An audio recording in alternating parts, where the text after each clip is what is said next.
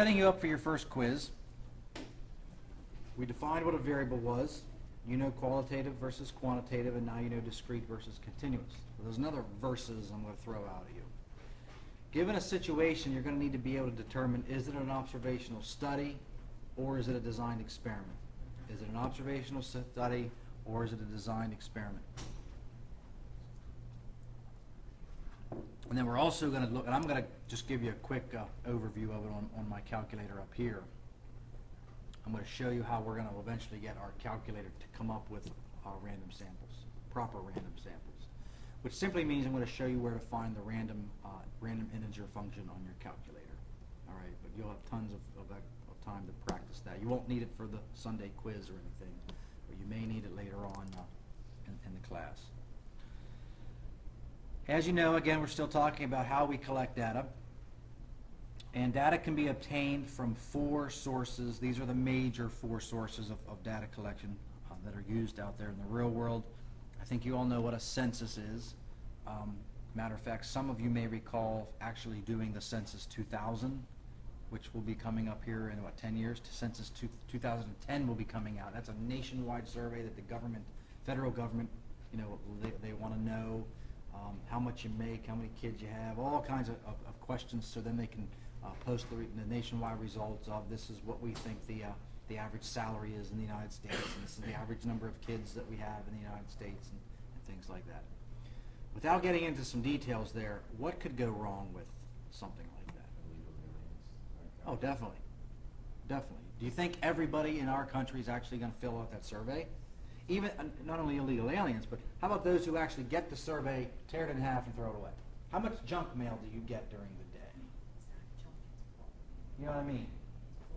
And after you get home from working 12 hours, you sit down. Who wants to answer a bunch of questions? Maybe it's something that sits on your desk, or maybe you throw it away eventually. And then, how many? Do you think it's possible that people actually lie on these questions? Maybe they're ashamed of some of the answers that they don't want to give, so they make things up, right? So then you got to start wondering, when they give you the results, and all this money that's been spent, is it even worth believing? With you take all these other factors into consideration. So there I basically gave you my whole speech on what a census was. Number 2, we're going to talk about existing sources. That's easy. Why reinvent the wheel? If the data has already been collected and it's recent, why recollect? It is possible to have raw data that you might be using for one study. Someone else could actually use the same group of observations for an entirely different study. Just it would apply to both. And if it's relatively recent, why spend the extra time and the money to go out and recollect the data? There's databases of data on the internet, certain websites that you can go to and use the data that's already been collected. Now, if it was collected in 1975, then you probably want to go out and collect some updated data. And then finally, we'll talk about an observational study and a designed experiment. Section 1.5 of this textbook that we cover before you leave is devoted entirely to a design experiment, so we'll talk more about design experiments when we get to 1.5. There is a huge difference between observational studies and designed experiments. Huge difference. With an observational, a couple of huge, but what I want to get a point, make sure I get across to you is the point that observational studies only determine relationships, whereas a design experiment, you can actually make a statement about causation. With an observational study, you cannot say at the end of it, X causes Y to happen. Whereas at the end of a design experiment, however, you may say, I think X causes Y to happen. With an observational study, you can just define relationships. What I mean by relationships is, as one increases, the other one increases. As one increases, the other one decreases. As one decreases, the other one decreases. Believe it or not, there is a relationship between the average teacher salary in Franklin County and the amount of rainfall in Brazil. There is a relationship. As one goes up, the other goes down. I'm making that up. But do you think one's causing the other one to happen? Absolutely not. Absolutely not. But there is a relationship. versus a design experiment where you can actually say, I think that X is, by me changing X, it is causing changes in Y to happen. Therefore, X is causing Y. So we've already talked about what a census was.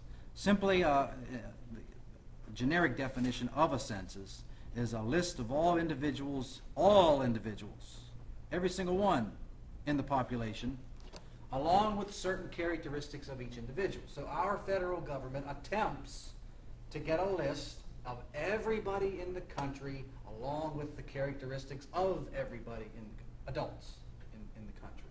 And as you said, there are tons of adults in the country that don't even get a survey, let alone even fill it out.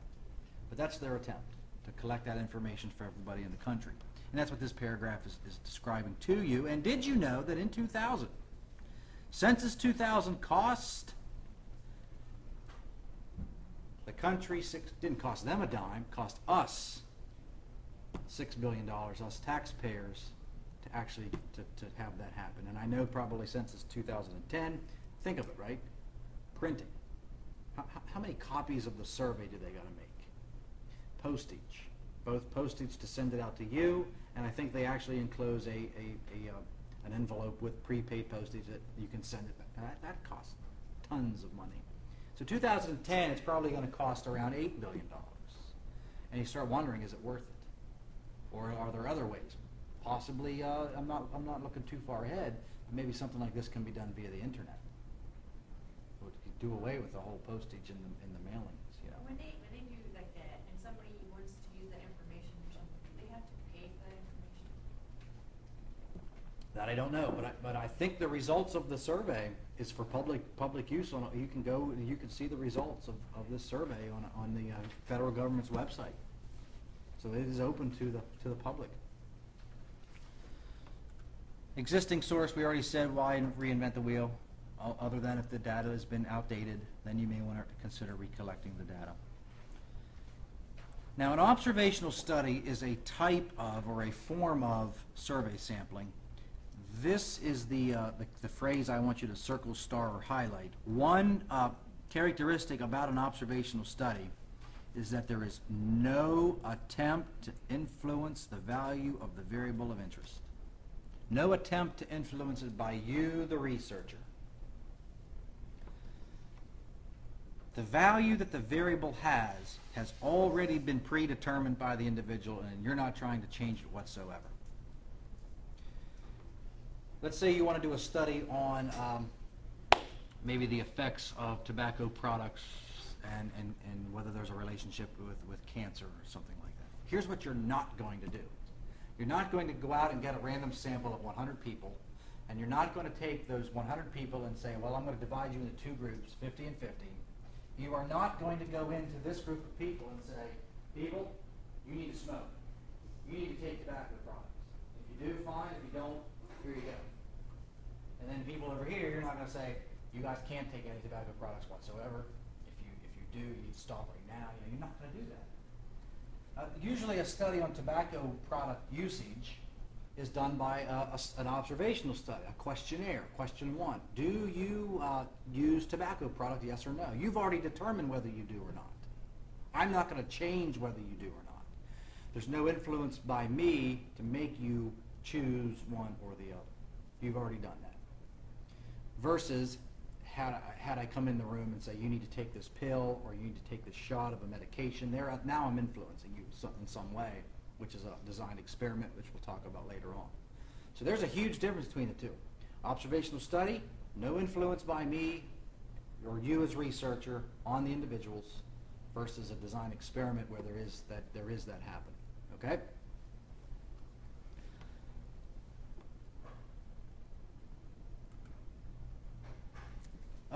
Let's take 5-8 minutes. We're about the halfway point. I'll let you take a stretch or you have a smoke or something like that.